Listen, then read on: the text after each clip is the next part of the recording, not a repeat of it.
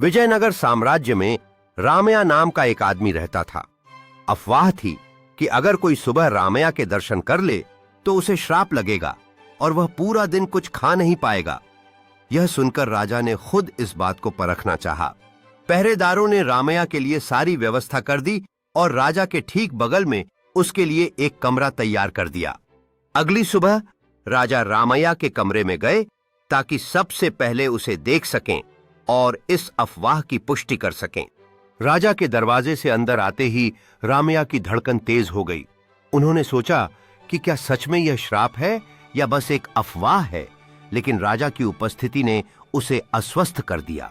राजा कमरे में कदम रखते ही रामया को देखते हैं और रामया की आंखों में घबराहट का एक झलक साफ नजर आता है।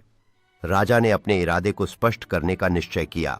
राजा ने रामया से कहा, क्या तुमने सुना है कि तुम्हारे दर्शन करने वाला कोई व्यक्ति श्रापित होगा?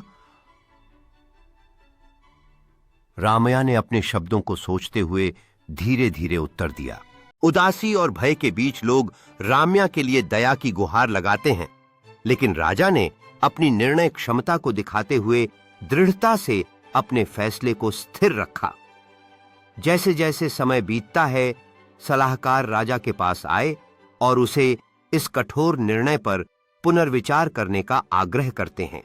संयोग से दोपहर के भोजन के समय राजा को अपने भोजन में एक मक्खी दिखाई दी और उसने रसोइये से उसे हटाकर नया भोजन बनाने को कहा। जब तक भोजन दोबारा परोसा गया, तब तक राजा की भूख मर चुकी थी और उसे एहसास हुआ कि यह अफवाह सच थी। सुबह सुबह रामया का चेहरा देखने से लोगों को श्राप मिलता है। वह अपनी प्रजा के लिए ऐसा नहीं चाहता था और उसने रामया को फांसी देने की मांग की। रामया की आंखों में उम्मीद का एक चिंगारी है, जबकि वह अपनी जेल की कोठरी से बाहर देख रही है। दूसरी ओर राजा एक दर्पण में अपनी छवि को देखता है।